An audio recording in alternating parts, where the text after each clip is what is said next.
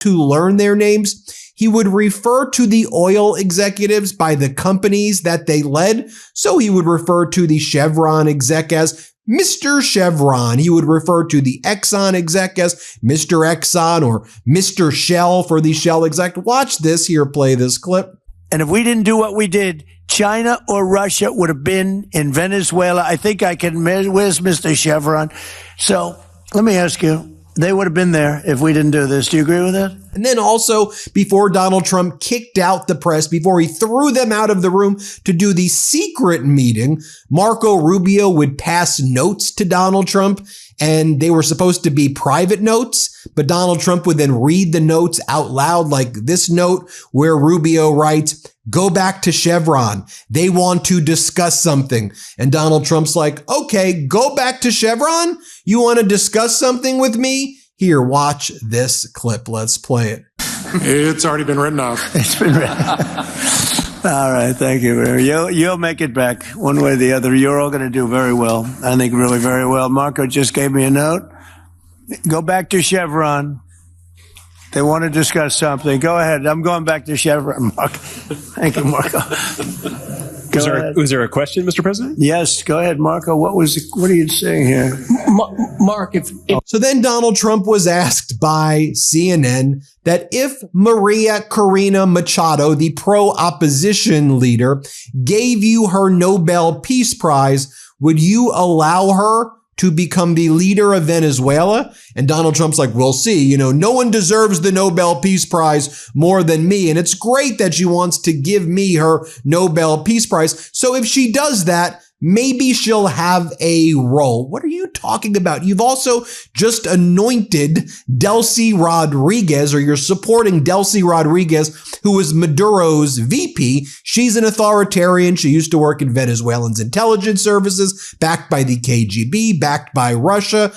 She also is there with this guy named Diosdado Cabello, the enforcer for Maduro. So Donald Trump's just supporting an extension of the Maduro regime right now.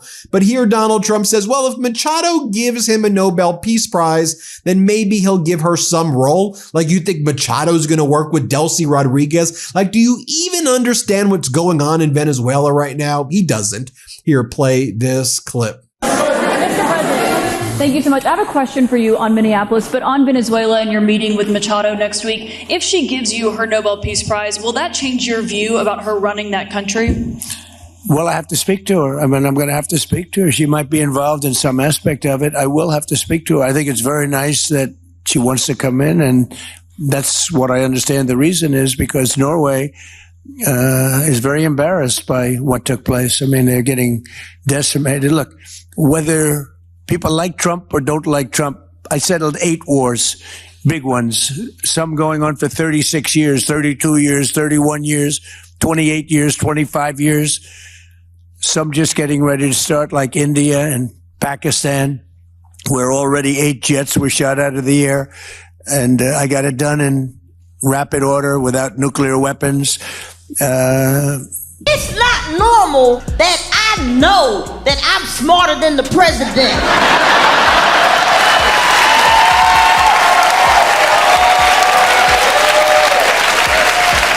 That's not normal.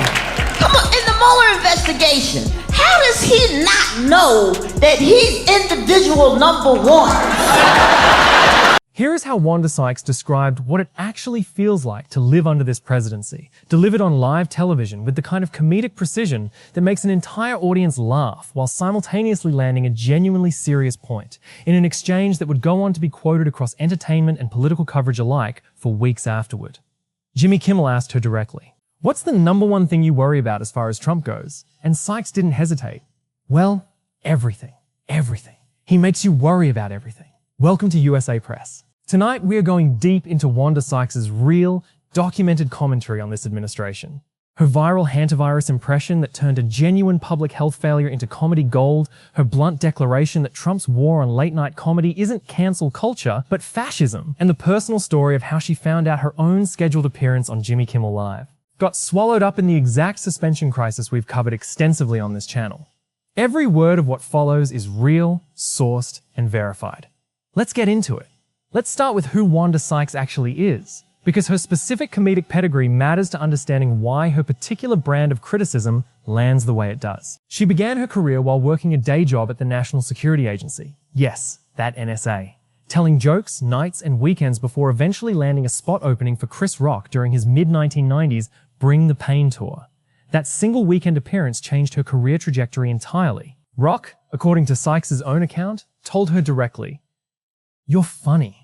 In history that should get the Nobel Prize more than me, and I don't want to be bragging, but nobody else settled wars. Obama got the Nobel Prize. He had no idea why. He still has no idea. He walks around and he says, I got the Nobel Prize. Why did he get a Nobel Prize? He got it almost immediately upon attaining office, and he didn't do anything, and he was a bad president.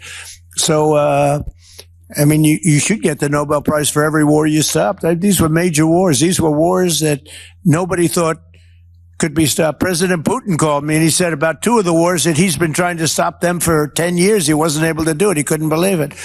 So in theory, you should get the Nobel Prize for every war you stopped. Every one of them was major. But, and by the way, you can't transfer the Nobel Peace Prize.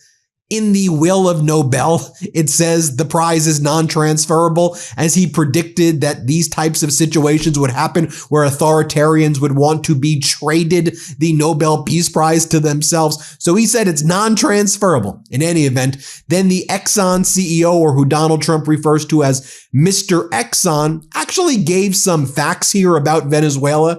And Mr. Exxon said, if you look at the commercial constructs of Venezuela, it is, quote, uninvestable right now under the current circumstances, unless, of course, the United States subsidizes the oil companies to the tune of like $50 to $100 billion, or the United States puts boots on the ground to protect the facilities and the capital expenditures that the oil companies would need to invest in. The Exxon guy's telling the truth. Like, how do you expect us to invest in Venezuela when it's such an unstable place right now, led by an authoritarian regime that you support, and you're trading favors about giving you Nobel Peace Prizes to then say, like, what are you doing? Here, play this clip. With respect to Venezuela in particular, we have a very long history in Venezuela. In fact, we first got into Venezuela back in 1940s. We've had our assets seized there twice. And so you can imagine to re-enter a third time would require some pretty significant changes from what we've historically seen here and what is currently the state. If we look at the legal and commercial constructs and frameworks in place today in Venezuela, today it's uninvestable. And so significant changes have to be made to those commercial frameworks, the legal system. There has to be durable investment protections, and there has to be a change to the hydrocarbon laws in the country. We're confident that with this administration and President Trump working hand in hand with the Venezuelan government, that those changes can be put in place. Then Donald Trump, with zero sense of irony, says that, the problem is Venezuela's really been taken advantage of, while Donald Trump and the oil executives do a secret meeting about taking advantage of Venezuela. Play this clip. Few other things could ever be, There's so much. Venezuela's been really taken advantage of by a lot of people because they drill very little. I mean, as much as you hear they drill very, very little, very small percentage. But now that'll change, and it'll change very rapidly because these are the biggest people, and it'll change very rapidly. So then within minutes of Donald Trump saying that nobody deserves a Nobel Peace Prize more than him, he then threatens to invade Greenland. Play this clip. Put it on. Thank you. And the policy question. How much money are you thinking of giving people in Greenland to get them on board with a possible U.S. I'm not talking about money for Greenland yet. I might talk about that. But right now, we are going to do something on Greenland, whether they like it or not, because if we don't do it, Russia or China will take over Greenland. And we're not going to have Russia or China as a neighbor. Okay?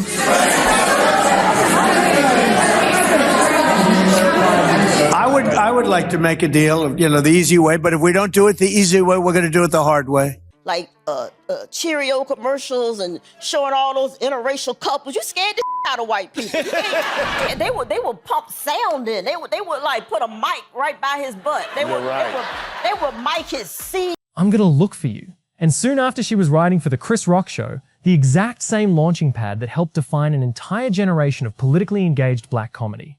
She has spent the decades since building one of the most consistently sharp, socially conscious careers in modern stand-up. And at 61 years old, she is currently in the middle of a national tour titled Please and Thank You, which began in March of 2024 and has continued running well into 2026. A tour that has increasingly become a vehicle for her sharpest material about this exact administration. It's worth adding a bit more detail to her career trajectory beyond that single origin story, because it establishes the full scope of what she has built since those early days writing for Chris Rock. Sykes went on to host her own eponymous late-night program, The Wanda Sykes Show, years before either Colbert or Kimmel's current battles with this administration ever began, meaning she has direct, personal experience with exactly the demands and pressures of hosting a nightly political comedy program, even though she has since stepped back from that specific format.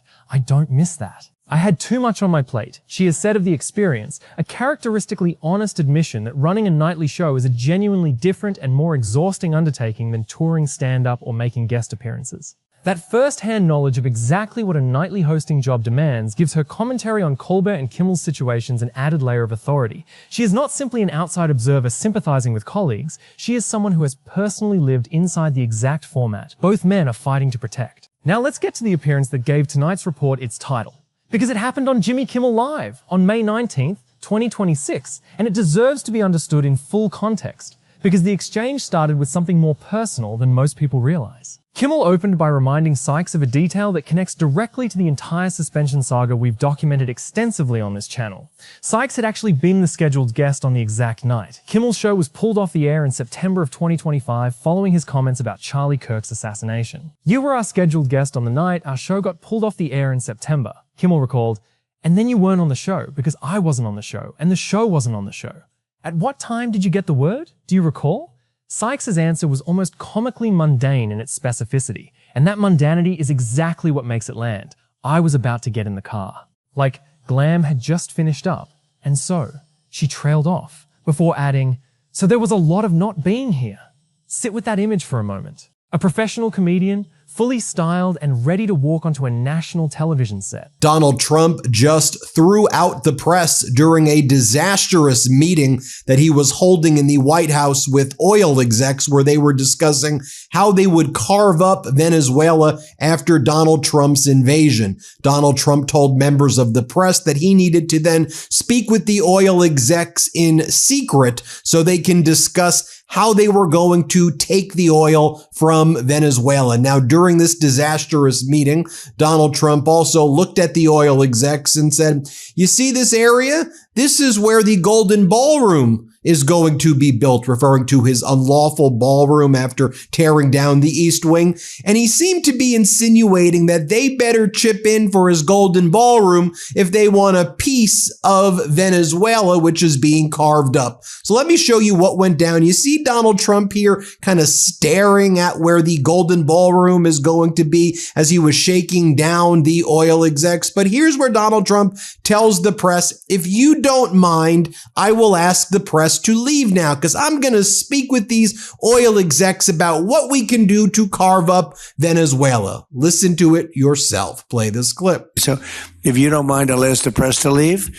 And we will see what kind of a deal we're going to make with these geniuses. And I think you're going to come out very good. Thank you all very much. Thank you. Thank you. Thank you, Mr. President. Thank you. Then before that, Donald Trump looked out the window where he was standing in the White House and he's like, you see this area? He was speaking to the oil execs. This is where the Golden Ballroom is going to be. And now it's what, like 89,000 square feet. And they're talking about now building a second story to the West Wing to deal with the asymmetrical problems caused by the massive East Wing Golden Ballroom. But here's what Trump says to the oil execs. Let's play it.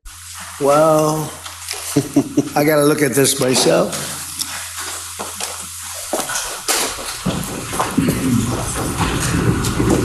Wow. What a view. This is the door to the ballroom.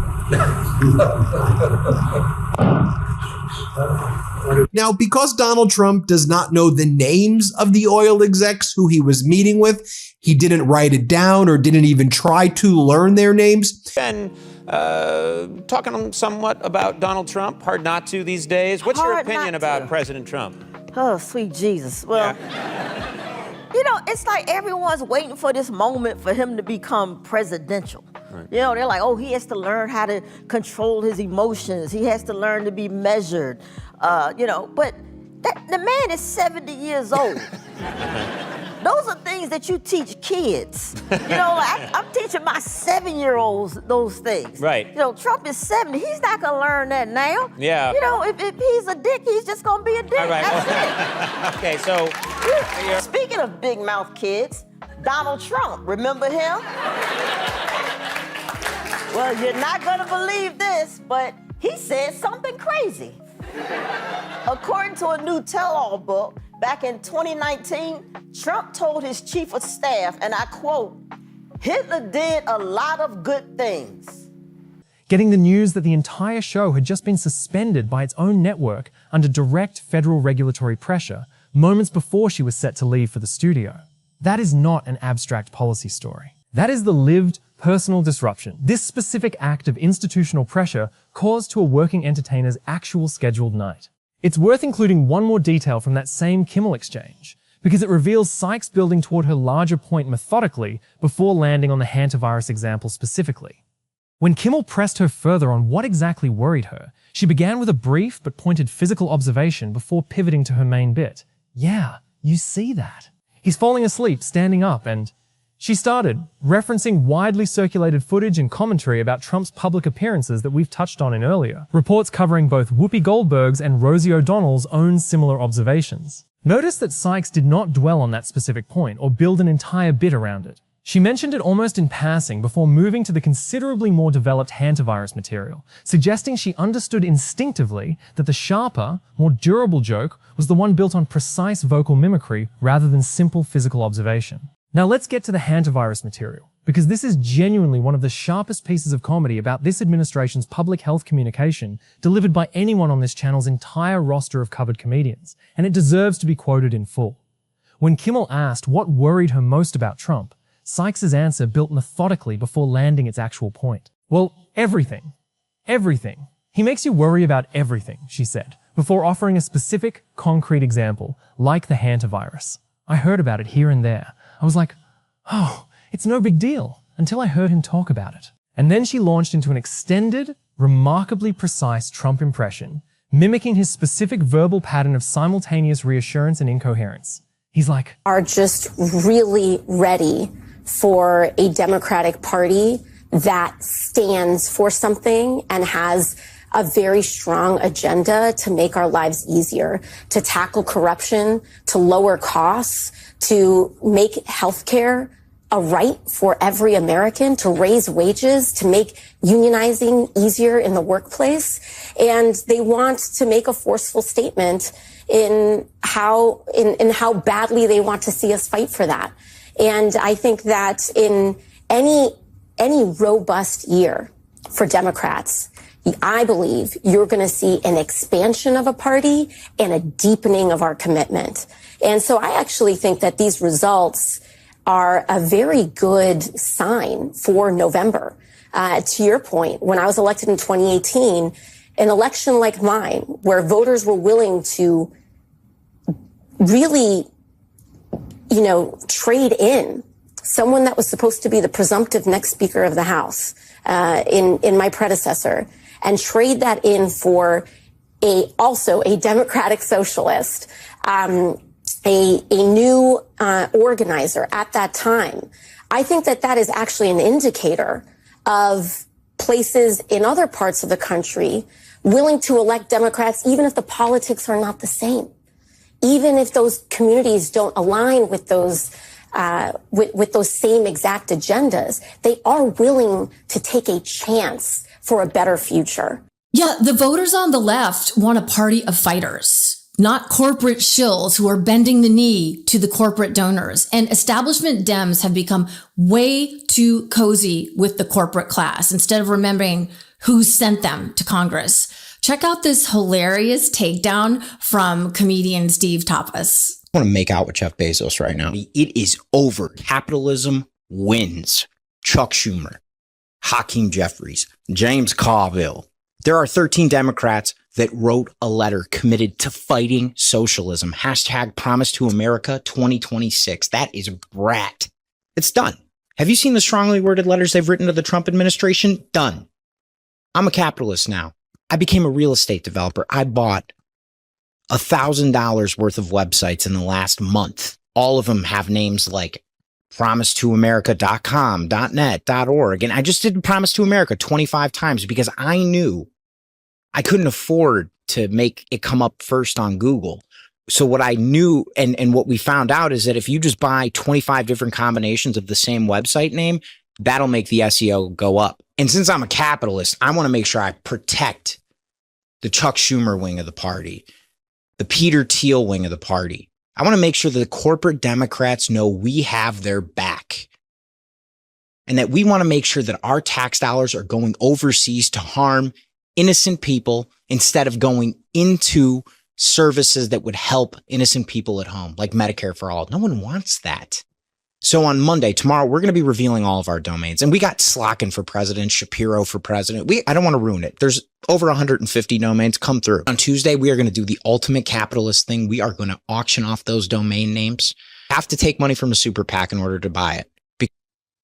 Now, whether you label yourself an independent, which is a growing majority of American voters at 45% of voters, according to Gallup, a Democrat, a progressive, a working party, families, or Democratic socialist voter, it is not a radical idea to want universal health care, a living wage, when the minimum wage hasn't changed in the United States since 2009. Yet we have more billionaires who have 10x'd their wealth in the last week and people who are living in their cars in the wealth.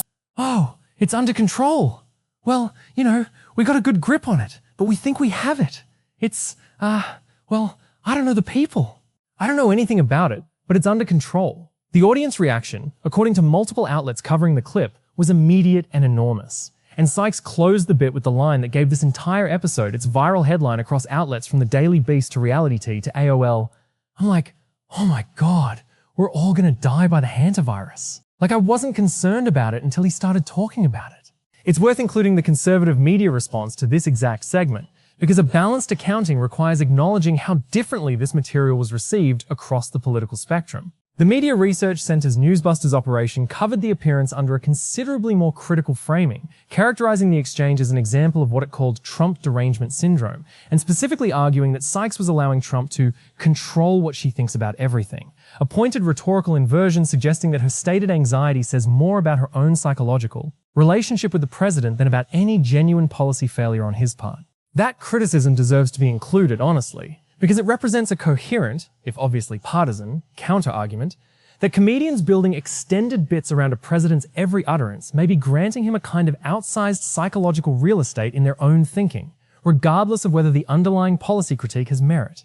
Let's talk about why that specific joke works so well as political commentary, not just comedy, because the structure of it is genuinely sophisticated. Sykes is not simply mocking Trump's manner of speaking for its own psyche. She is making a precise, structural point about the actual failure mode of his public health communication. That his specific pattern of simultaneously claiming control while admitting ignorance. It's under control, immediately followed by, I don't know the people. I don't know anything about it. Actively generates more public anxiety than a straightforward acknowledgement of uncertainty ever would. This connects directly to the real, documented hantavirus outbreak crisis we referenced in earlier. Reports covering Whoopi Goldberg's own commentary on this exact administration's health response, including the emergency evacuation of Americans stranded in the Canary Islands. Sykes took the same underlying public health failure that Goldberg approached with genuine, visible frustration on The View, and reframed it as a piece of precisely observed comedy. That we got to become centrist. And by centrist, what people seem to mean nowadays is that everybody needs to move over toward that far right. And they have done that deliberately. That was part of a political process called moving the Overton window to make us think that it's normal for there to be masked thugs in the streets throwing people into unmarked vans. That's not normal. That's radical and that's far right. That's fascism. And that is the great American historian Heather Cox Richardson, who is rightfully annoyed right now because so many people are confusing progressives with communists. Hi, my name is Suri Crow, and you're watching the Midas Touch Network. I am annoyed that people don't understand the difference between socialism, communism, and fascism. That's my pitch for a much stronger public education system in America, which the Trump regime is dismantling as I speak. Anyway, America, at least before the Trump regime took control, was generally considered a liberal democracy, meaning we operate with capitalism and private ownership at the center of our economy, and the people elect their representatives. I quibble with the term democracy because of the Electoral College, which is not democratic at all and needs to be abolished. But for now, and for the sake of the argument for this video, we'll just leave it as America previous to the Trump regime, liberal democracy. Communists don't believe in private ownership of anything. True socialists don't either, but for different reasons. And the laws apply to everybody, and we live under the rule of law, and you can always change your leaders if you don't like them, and so on. That is not the case in the political systems under communism or under fascism, where both of them tend to go toward authoritarianism. That's not what's happening in the United States at all. And if I see somebody talking about democratic socialists in the United States as the left, my hair's going to catch on fire, because you notice I didn't talk about socialism in those three divisions. Socialism is adjacent to communism, and it too calls for the people to own the means of production. And the distinction between socialism and communism doesn't really matter in this context, although they are different things. But in both of them, they don't want private property. They want the government to own stuff for the good of the people. China, North Korea, Laos, Vietnam, and Cuba are all communist governments. Socialist democracies, those countries include Norway, Denmark, Sweden, and Finland, my grandmother's home country, as well as Germany. And they have private enterprise. They have, fantastic innovation, but they also have socialist run institutions to protect the greater good of all of the people. A great example of that is a country like Denmark. And Denmark has high taxes for sure. It also has state-sponsored education, and it has healthcare, and it has a social safety net, and it has crackerjack innovation as well. It has private companies. It has all of those things. It simply has those basics of human life covered. Fascists believe a small group of people, the elite, for example, in Israel, that would be white Jews, an ethno-state. In America, that would be white Christian nationalists under Trump, should control the majority of the things, and they will use the government to do it. Like I said, as in the case with Trump, who is now taken control of the government for his own personal use and that of his cronies. Fascists don't believe the people outside of that elite group should have any power. And she gets up, and they put a little tiny thing like this, little thing. And my wife, by the way, my wife hates when I do this. She said, she's a very classy person, right? She said, it's so unpresidential. I said, but I did become president. She hates when I dance. I said, everybody wants me to dance. Darling, it's not presidential. She actually said, could you imagine FDR dancing? She said that to me. And I said, there's a long history that perhaps she doesn't know. Because he was an elegant fellow, even as a Democrat, right? He was the attack by Japan, he was quite elegant. But he wouldn't be doing this. But nor would too many others. But she says, darling, please, the weightlifting is terrible. And I have to say this, the dancing they really like. She said, they don't like it, they're just being nice to you. I said, that's not right. The place goes crazy. They're screaming, dance, please. But the weightlifting, but no, the girl gets up. And you see, I want to be more, but I have somebody watching. I want to be more effusive. I want to really, yeah. But she gets it, and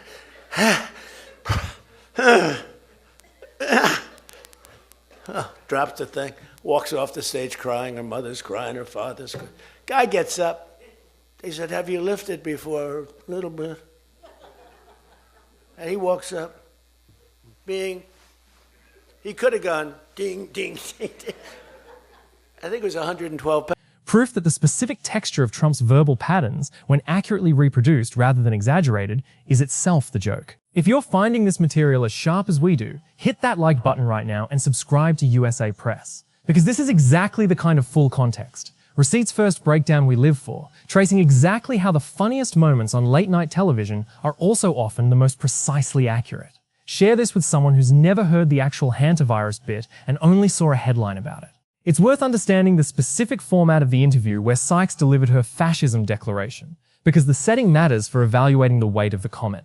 Awards Chatter is a long-form interview podcast produced by The Hollywood Reporter, generally focused on career retrospectives and creative process discussions with major entertainment figures during awards consideration season, rather than a hard news political program built around confrontation or gotcha questions. That Sykes chose to deliver one of her most direct, unambiguous political statements in that specific, relatively low-key format, rather than reserving it for a cable news hit or a stand-up bit built for viral distribution, suggests the comment reflected a genuine, considered position rather than a calculated soundbite engineered for maximum media attention. Now let's move to something considerably more serious, because roughly 3 weeks before that Kimmel appearance, Sykes delivered one of the most direct, unambiguous political statements of her entire public career, and it deserves the full context. Appearing on the Hollywood Reporter's Awards Chatter podcast on June 10th, 2026, host Scott Feinberg asked her a genuinely pointed question about the broader late-night landscape. Has cancel culture actually started to become a real thing when people like Jimmy Kimmel are now with Colbert or whatever? Sykes' response was immediate, and it has since become one of the most widely quoted lines connected to the entire Colbert-Kimmel saga we've documented extensively across previous episodes on this channel. This isn't cancel culture. This is fascism, she declared. She then walked through the precise distinction she was drawing, with the same careful, structural precision that defined her hantavirus bit. If you get cancelled when people don't want to hear from you anymore, you're cancelled. If you can't get booked or people don't want to buy tickets, that's being cancelled. The implication, left unstated but unmistakable, is that neither Colbert nor Kimmel had actually lost their audiences. Then Donald Trump claims that he won Minnesota 3 times, which he did not, so he spreads lies about the elections. Play this clip. It's a very corrupt state. I feel that I won Minnesota. I think I won it all 3 times. Nobody's won it since Richard Nixon won it many, many years ago. I won it all 3 times, in my opinion. And it's a corrupt state, a corrupt voting state.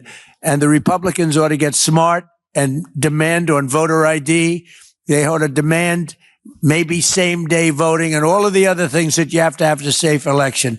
But I won Minnesota 3 times and I didn't get credit for it. I did so well in that state every time. The people were crying every time after. That's a crooked state. California is a crooked state. Many crooked states. We have a very, very dishonest voting system. The last time I won, 24, the one that just took place, I won because it was too big to rig. You couldn't rig it. It was too big.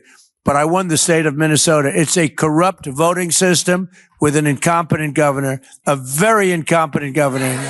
Trump is then asked why, or if he agrees with J.D. Vance referring to Renee Nicole Good, who was murdered in cold blood by Donald Trump's SS, by Trump's paramilitary, by Trump's Gestapo. J.D. Vance said that Renee Nicole Good is a domestic terrorist and part of a left-wing terrorist network. So the reporters asked Donald Trump, do you agree with that? And Trump's like, whatever Vance says, I'm sure I agree with. Play this clip. On Minnesota, the vice president yesterday suggested that Renee Good, who was killed by this ICE officer, was part of a broad left-wing network. What has your team told you about this broad left-wing network? Who is in charge of it? Who's part of it? What's it called? Well, I haven't seen the vice president's statement, but he's generally very accurate. I hate to say, I I watched that yesterday, and there were a lot of different forms to it. But there was a woman screaming, shame, shame, shame, shame.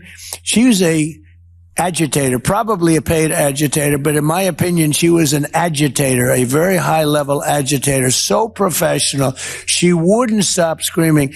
I said, this isn't a normal situation. This is a professional troublemaker.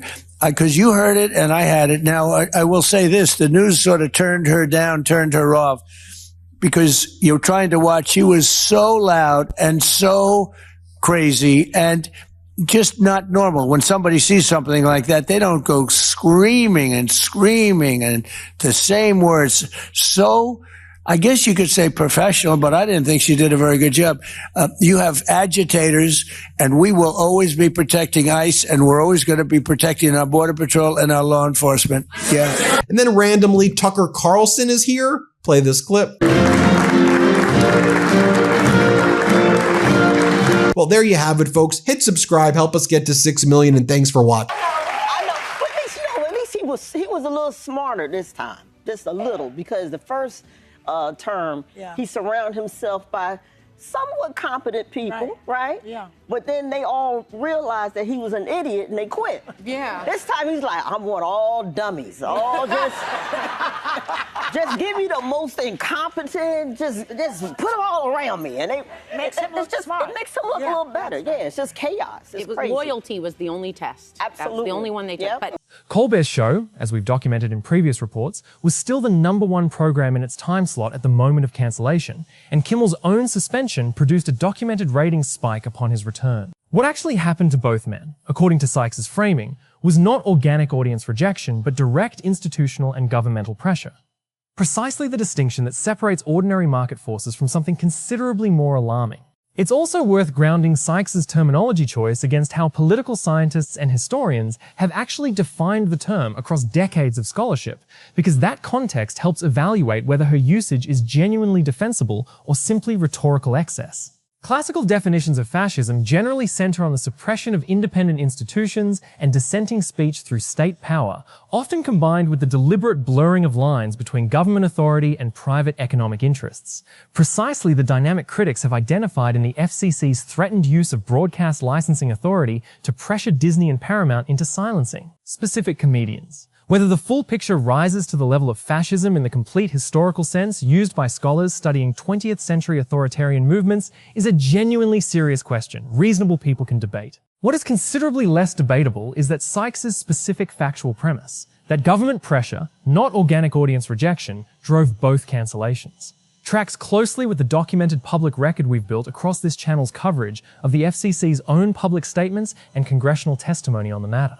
Let's sit with that word choice for a moment. Because fascism is not a term any serious public commentator should deploy casually, and it's worth examining whether Sykes' usage holds up to scrutiny rather than simply repeating it uncritically.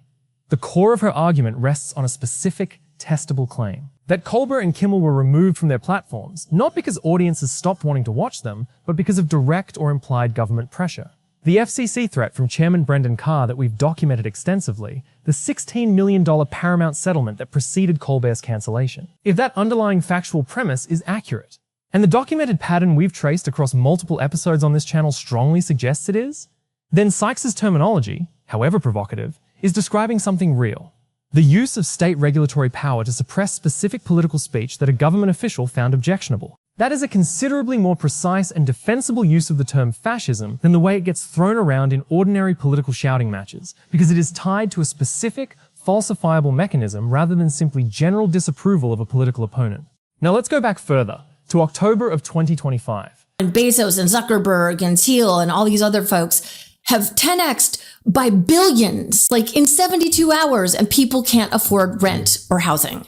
It is not a fringe idea to want affordable housing in a planet that isn't on fire and dying because of fossil fuels from big oil that is polluting and literally killing everything on this earth, including us.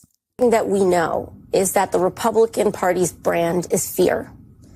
And they have to constantly churn what they want people to be afraid of. to be afraid of socialists, to be afraid of immigrants, to be afraid of women, to be afraid of, they constantly want Americans in fear of somebody.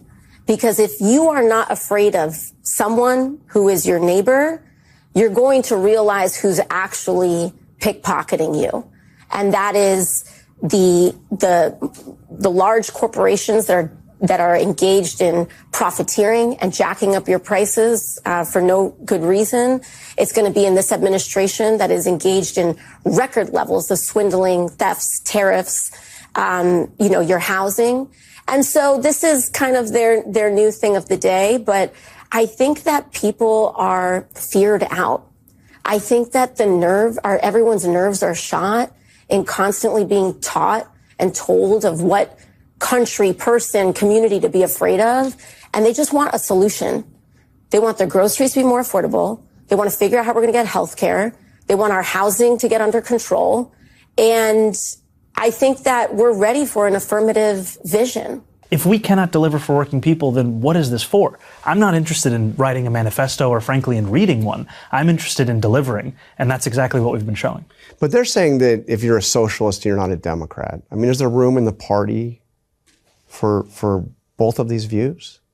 Yes, here I am. Here are so many more. And I think what makes our party a beautiful party is the fact that it's a big tent, that we have. But you've also said it has to be a party with a spine, with a backbone. Yes, so even a tent has to stay up. Yes, so, does it have to stand firmly for these ideas that you're talking about that others are calling dangerous? I think it has to stand for working people. And I think it has to be willing to fight for working people. And I think that there are some who are offended by the prospect of a party that knows who it fights for and goes every day to work for that. Because what we've seen over many years is a willingness to not only explain away the status quo, but frankly, even to look to benefit from the status quo. And that's not what working people are looking for from our party. I would say that is a man who is quite comfortable with being the poster child for the Democratic Party, because he's a man who is getting the results he promised his people. We've become way too used to being disappointed and let down by our elected representatives who are like, well, we can't get this done. It's impossible. Incrementalism. Remember, they work for us, not the other way around. And this November, we have the opportunity to remove the ones who are not doing the job. All right? That's what we have in front of us this November, to remove the corruption, to hold to account the criminal enterprise that is running the American government right now in the Trump regime. We have that power. We have it. Because Sykes' approach to processing this entire political moment through her stand-up material predates both of these more recent controversies, and it reveals something important about how she has consistently understood her own role throughout this period. In a Variety feature covering her current tour, a writer described watching Sykes perform at the Chevalier Theatre in Medford, Massachusetts, launching into fresh material about the Trump administration when a woman in the balcony shouted out a request for guidance. "Pray and speak up," Sykes replied, and the room, according to Variety's account, erupted. Reflecting on that exchange the following morning, over eggs and green tea after a late night at a Boston casino, Sykes offered a genuinely thoughtful account of what she believes her role actually is in this specific political moment. "I don't know if they want me to tell them what to do. They want some relief. They want someone to tell them, no, you're not crazy. That's what I give people." And then, with the same dry precision that defines her best material, she added, "Of course, if they are crazy, she'll tell them so." Meaning her sympathy for her audience's anxiety does not extend to uncritical validation of every fear or theory they might bring into the theater with them. It's worth including a bit more texture from that Variety profile, because the small, mundane details of Sykes' life on tour ground her larger political commentary in something genuinely human rather than purely theoretical. The writer's account of finding her recovering the next morning with a plate of eggs and a mug of green tea after a late night at a Boston casino paints a picture of a performer living an ordinary touring life. Hotel rooms, local casinos, early mornings after late shows, while simultaneously carrying the emotional weight of processing and performing a genuine national political crisis for a live. Audience, night after night, across dozens of cities. That framing deserves real appreciation, because it articulates something genuinely valuable about the specific function of political comedy during a period of sustained institutional pressure. Not simply venting anger, and not simply telling audiences what they want to hear, but offering a kind of collective sanity check. Confirming that the things people are genuinely worried about are, in fact, worth worrying about. Mainstream. Mr. President, you posted some numbers actually on Truth Social last night. People saying you posted the job data early when you're not supposed to obviously share it till the next morning. Did you do that on purpose? No, I don't know. If they posted them, I said post them whenever you get a chance. I don't know. They gave me some numbers. When people give me things, I post them. But the numbers are amazing. Then Donald Trump was shocked that a reporter from Italy asked him a question about Iran. Let's play it. Gentleman with the glasses. All right, thank you, Mr. President. With those very big glasses, actually. Yeah, Ferrari, actually. Mr. President, I have two questions. What do you want the European Union to do in Ukraine? The European leaders seem pretty divided on Ukraine. And then if you can reiterate this straight message that you have to the Iranian leader, to Khomeini, the message that you have. You're talking about Iran? Oh, Iran, yeah. What the do first I one want is on Iran Europe. to do? I'm sorry? Where are you from? Italy. Oh, nice place. Yeah. Okay. The first question So is what on are you Europe. asking about Iran for? Well, if you can answer about Europe and what you think the Europeans should do on Ukraine, and then a message. Well, look, Europe has been doing so much for Ukraine, but it hasn't been enough. And obviously that I would say that President Putin is not afraid of Europe. He's afraid of the United States of America, as led by me. Then Donald Trump says that that Venezuela stole America's assets like we were babies. People steal from babies? Or are you saying, who are the babies here? Well, what are you even talking about? But that's why Donald Trump's like, one of the reasons we invaded is because they treated us like babies. They stole from us like babies. Are you stealing from babies, Donald? Like, what does it even mean? Play this clip. But they stole our assets like we were babies. And the United States did absolutely nothing about it. So now we're doing everything about it. Now we're doing 500% about it. But it's a long time after the act took place. So they stole from us, and it was taken by socialists and communists at the time. And Venezuela was going bad, really bad. And as much oil as they have, they're producing almost nothing, which is just a system. So we're really, if you look at it, we're taking back what was taken from us. They took our oil industry. We built that entire oil industry. Started a long time ago, but they took it and they... We were talking about President Trump's first 100 days. I'm just curious, what's your assessment about how it's going? Horrible. I mean, the ratings are showing. I mean, yeah. I think Gout has a higher approval rating. Gout's very popular. Well, what do you think? What do you think? Like he could do to maybe make things better? Resign? Yeah. I think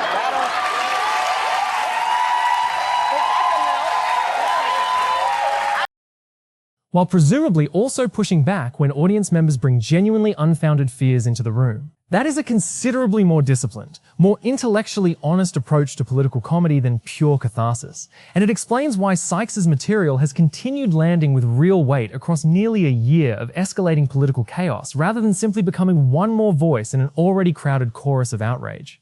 Let's talk about the broader context of her tour's timing too, because Please and Thank You launched in March of 2024, well before Trump's second term even began, and has continued running through significant portions of 2026, meaning Sykes has had the unusual comedic opportunity to develop and refine her material about this administration in real time, across literally years of live performance, adjusting and sharpening her jokes based on audience reaction night after night in a way that a nightly network monologue, written and delivered fresh each day, simply cannot replicate. That extended development process is likely part of why her hantavirus bit lands with such surgical precision. It is not a joke written under deadline pressure the same afternoon a news story broke, but material that has presumably been tested, refined, and sharpened across dozens of live performances before ever reaching a national television audience on Kimmel's show. It's worth connecting this observation to a broader theme we've traced across nearly every comedian covered on this channel, because Sykes' own life on tour illustrates it especially clearly. Authoritarian-leaning governments throughout history have consistently understood something that ordinary political observers sometimes miss. Comedians touring live, night after night, in front of paying audiences who choose to be there, function as an unusually reliable barometer of genuine public sentiment. He's teaching a master class in how to make government work on a budget without hurting and taxing the working class.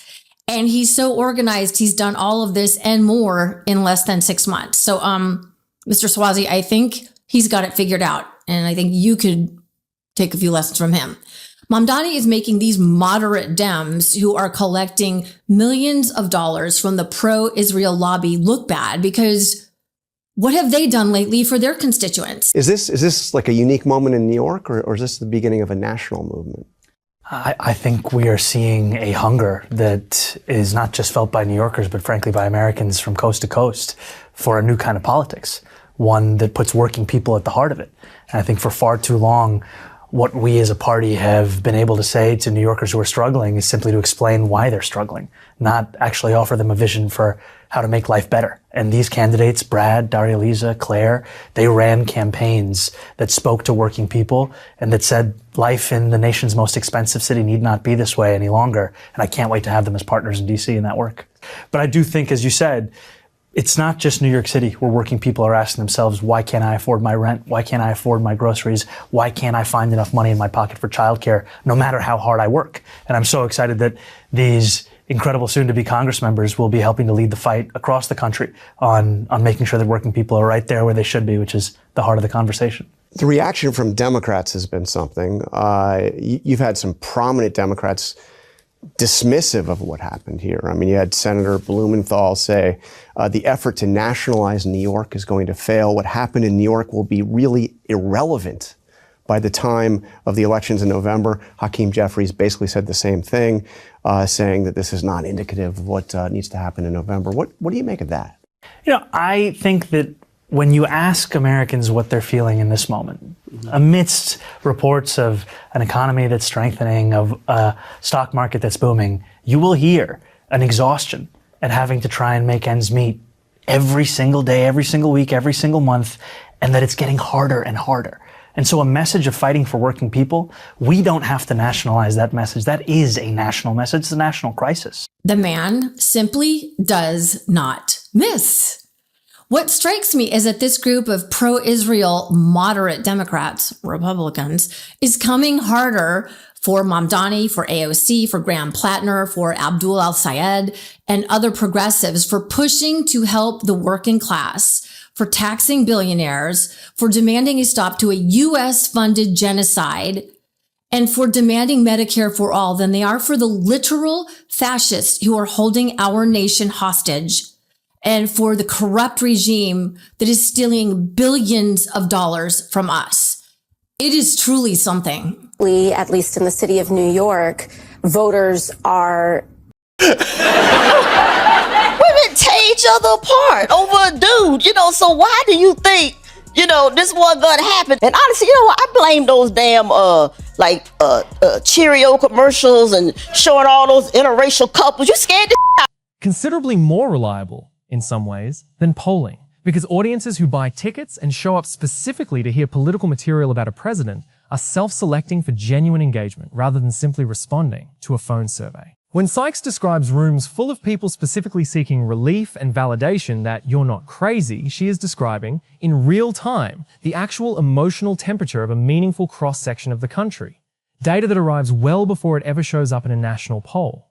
Let me give you my full analysis of why Sykes' specific combination of personal vulnerability and structural political critique carries real weight, because I think it operates on a genuinely different register than some of the other comedians we've covered on this channel. She is not simply delivering punchlines about Trump's appearance or intelligence, the kind of material that dominates so much surface-level late-night comedy. Her hantavirus bit works because it accurately reproduces a real, documented failure of presidential communication and lets the accuracy of the impression do the actual political work. Her "This is fascism" declaration works because it is tied to a specific, falsifiable claim about institutional pressure rather than simply general disapproval. And her "pray and speak up" exchange reveals a comedian who has thought carefully about what her actual social function is during this specific political moment. Not just making people laugh, but helping them distinguish between legitimate concern and unfounded panic, in an information environment where that distinction has become genuinely difficult for many people to make on their own. It's also worth drawing the direct through line back to Chris Rock here, because it closes a loop we opened earlier in this exact report. Sykes' entire career began under Rock's direct mentorship and continued through the writer's room of his own late-night program, meaning the specific comedic tradition she represents. Precise, socially engaged, unafraid to name uncomfortable political realities plainly, is not an isolated individual style, but part of a lineage that traces directly back to one of the sharpest and most consistently accurate Trump critics we've documented on this entire channel. They say, oh, they're communists. They're not communists. And they say they are not communists. They do not want the people to own the means of production.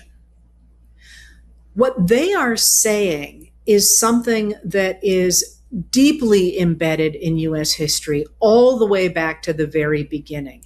And what people like Zoran Mamdani, who calls himself a democratic socialist, is saying, and what some of the other groups I'm going to talk about in a minute are saying, is that in order to have a liberal democracy, the government must make sure the playing field is level enough that the rich people don't walk off with everything. The U.S. used to operate much more like a socialist democracy. Under FDR, he was a prime example of that. He struck the New Deal, a series of economic, social, and political reforms in response to the Great Depression. He implemented Social Security. He tried to add Medicare, but got political pushback. Then, thanks to Presidents Truman and LBJ, we added Medicare and Medicaid. Those are social programs. The U.S. military is a social program, the most expensive social program on earth. One that I would argue is overblown, massively bloated, and we need to take billions and billions of dollars from the U.S. military socialist program and remove it and reallocate it to programs like Medicare, Medicaid, to SNAP, to so many other things, as well as develop a universal healthcare program for Americans, because we are the only country in the Western world that doesn't have that. Every other Western nation has universal healthcare, Medicare for all. We're the only one that doesn't. It's bizarre and crazy, and we've been brainwashed into thinking that that's wrong and bad. It's nuts. What's weird and crazy is that we don't have it. And after last week's Democratic Socialist sweep in New York City, MAGA Republicans, who are actually fascists by definition, Republicans now are anti-democratic. They are not pro-democracy. And a group of moderate Democrats flipped their wigs. A group of these Dems signed a promise to America pledging to uphold capitalism, because late-stage capitalism is working so well for us right now.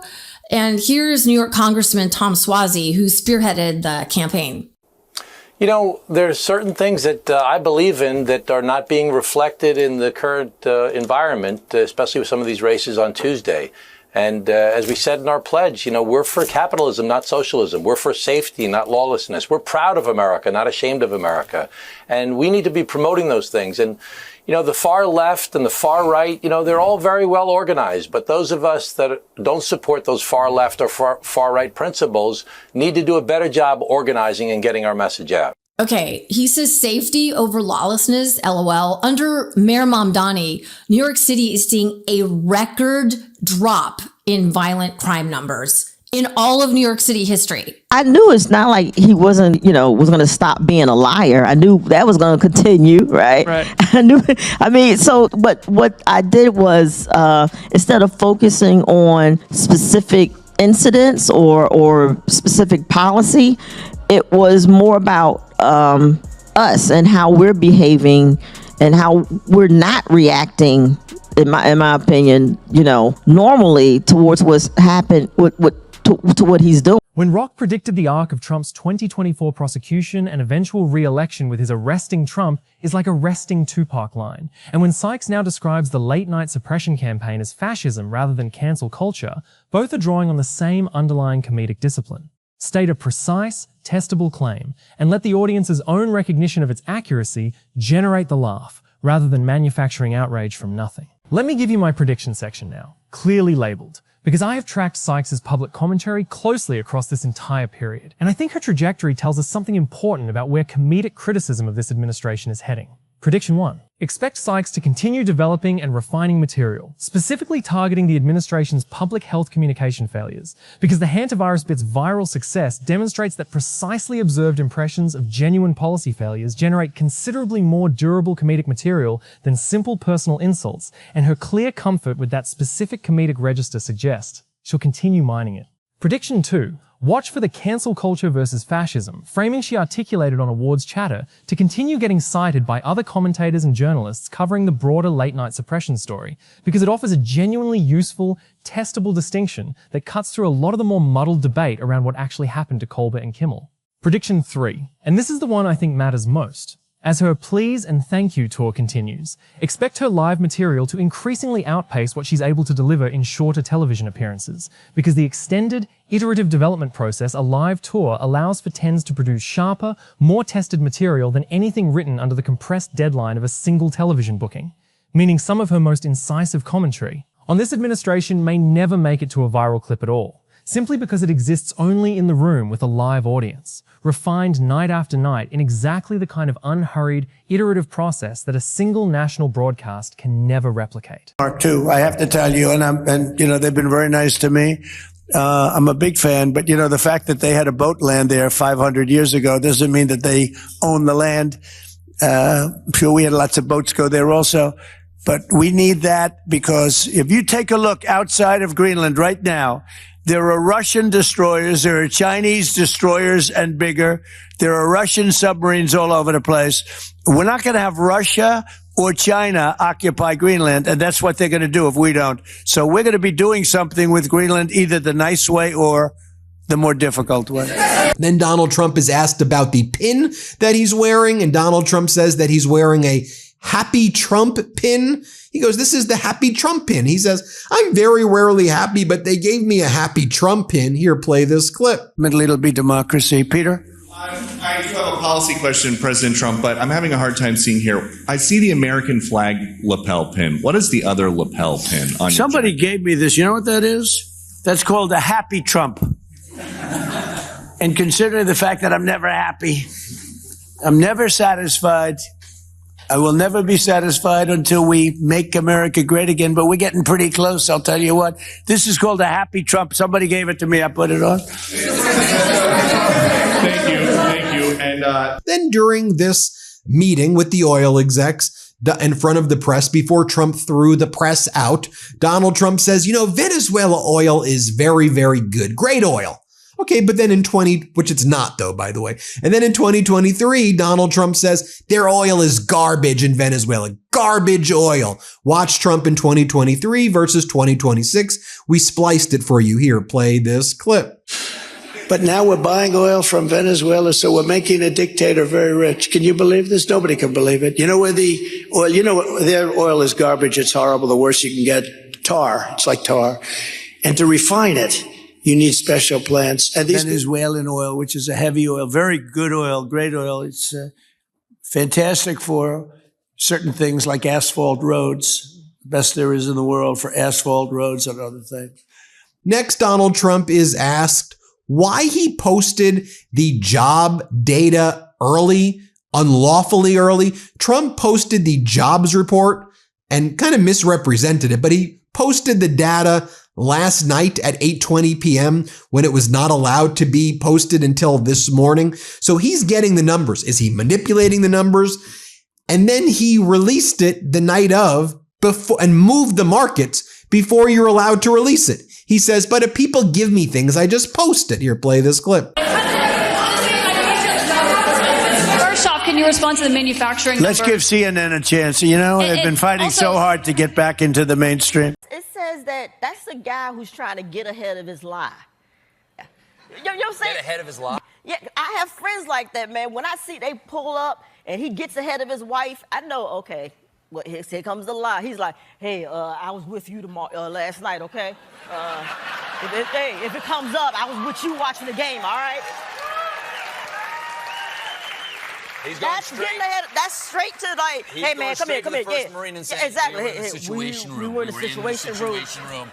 Handling, Wakanda. and a stand-up career built specifically around helping her audiences distinguish between the fears worth taking seriously and the ones that aren't. When she told Jimmy Kimmel that the thing worrying her most about this presidency was simply everything, she was not being evasive or hyperbolic. She was accurately describing the specific, cumulative texture of what it actually feels like to live through a period where public health crises, institutional pressure on the free press, and basic presidential competence have all become simultaneously uncertain. And she found a way to make an entire studio audience laugh about it without ever losing sight of how genuinely unsettling that reality actually is. This is USA Press. If tonight's deep dive connected the full arc of Wanda Sykes' documented commentary in a way you hadn't seen laid out together before, hit that like button right now. It costs you 1 second, and it puts this reporting in front of thousands more people who need the complete picture, especially given how often her sharpest material gets reduced to a single viral clip stripped of the deeper reasoning behind it. Subscribe to USA Press and turn on notifications, because between her ongoing tour, whatever fresh material comes out of her next television appearance, and the broader late-night resistance story we've tracked across dozens of episodes, this story is nowhere close to finished. Drop a comment and tell us. Was the hantavirus impression, or the "this is fascism" declaration, the single sharpest thing Wanda Sykes has said about this administration? And do you think her pray and speak up philosophy, offering relief and validation rather than simply venting anger, represents a genuinely different and more effective approach to political comedy than what we've documented from other comedians on this channel? We want to hear where you land. Stay sharp, stay informed, and remember, sometimes the most accurate impression is also the most devastating one.